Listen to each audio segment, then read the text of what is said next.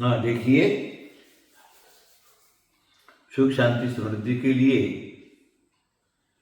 आशीर्वाद की परम आवश्यकता है। बिना आशीर्वाद के सांसारिक कार्य भी नहीं हो सकते और पारमार्थिक कार्य भी नहीं हो सकते। इसलिए जो भी अपने गुरुजन हैं उनके चरणों में जाकर के उनका आशीर्वाद अवश्य प्राप्त करना चाहिए।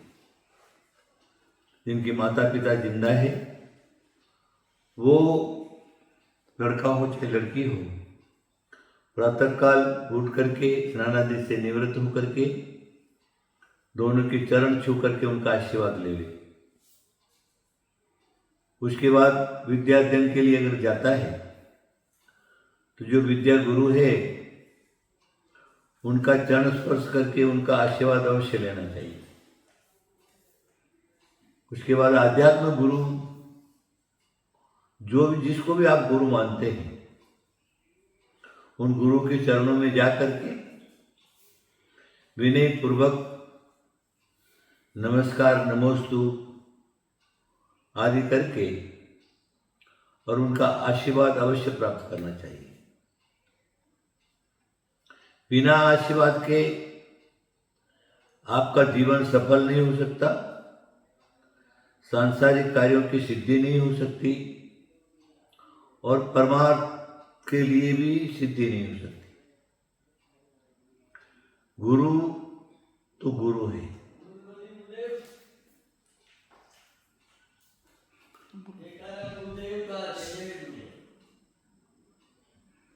गुरु तो गुरु है और गुरु के बिना मनुष्य जीवन सार्थक नहीं होता। गुरु अवश्य बनाइए और गुरु का आशीर्वाद अवश्य प्राप्त करिए। संसार के अंदर आपके कैसे भी काम अटके हो, जो होने में कुछ भी कहीं से रास्ता ही नहीं है, वो रास्ता भी गुरु आशीर्वाद से रास्ता खुल जाता है। तो हमें निगुरा कभी नहीं बनना चाहिए। ऐसा लिखा है शास्त्रकारों ने। समस्त विद्या प्राप्त कर लिया, वो तो गुरु है ही, माता पिता गुरु है ही।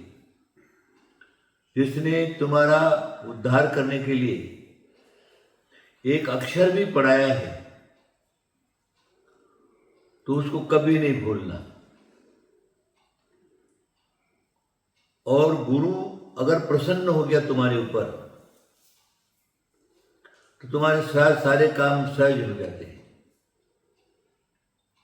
महाभारत काल में, चाहे वो जैन महाभारत हो चाहे जैनेतर महाभारत हो, द्रोणाचार्य पढ़ाने के लिए बैठे हुए हैं, 100 कौरव हैं, 5 पांडव हैं, सबको समान रीति से अध्ययन कराए। लेकिन गुरु का आशीर्वाद सबसे ज्यादा प्राप्त किसको हुआ? अर्जुन को। जो पात्रता अर्जुन के अंदर थी, जो विनय अर्जुन के अंदर था, जो भक्ति गुरु के प्रति अर्जुन के अंदर था, गुरु आज्ञा का पालन करने की जो मानस उसका था अर्जुन का, इसलिए द्रोणाचार्य प्रसन्न हो गए। उन्होंने जो विद्या देने के अंदर और अच्छे से अच्छे शिष्य वहां पर भी थे, युधिष्ठिर से लेकर धर्मात्मा ऐसे भी थे,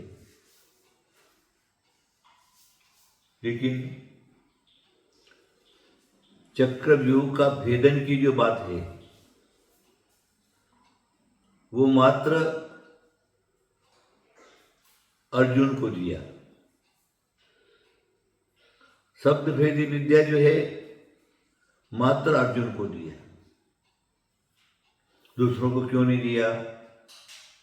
इसीलिए नहीं दिया, वो शिष्य तो थे, उसमें योग्य भी थे और अयोग्य भी थे। कौरव तो सारे के सारे अयोग्य थे। पांचों पांडव में भी योग्य पात्र भी थे, लेकिन शस्त्र विद्या में निपुण की जो बात है वो सिर्फ अर्जुन के अंदर ही पाई गई। इसलिए द्रोणाचार्य उसके पर प्रसन्न हुए और उन्होंने अर्जुन को नहीं देने की चीज थी वो भी दे डाली। तो गुरु प्रसन्न होता है तो सब कुछ प्राप्त हो जाता है। यहां तक कि हमारा वैकुंठ धाम भी गुरु आशीर्वाद से खुल जाता है, मोक्ष द्वार भी आशीर्वाद से खुल जाता है। इसलिए हमें क्या करना है?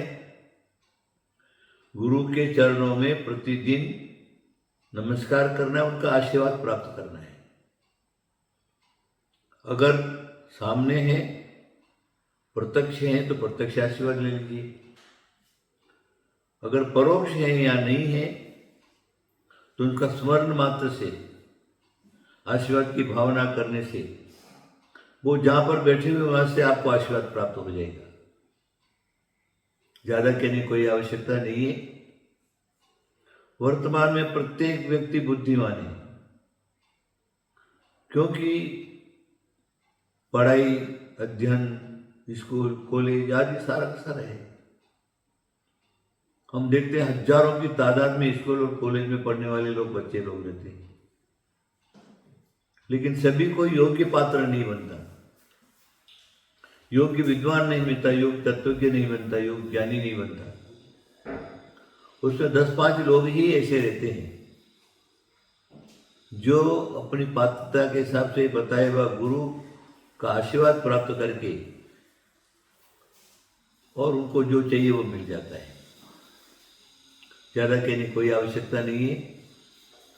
आप अवश्य मेरी बात पर ध्यान देंगे। गुरु आशीर्वाद लेना मत भूलिए, आपका कल्याण होगा। आशीर्वाद, आशीर्वाद, आशीर्वाद।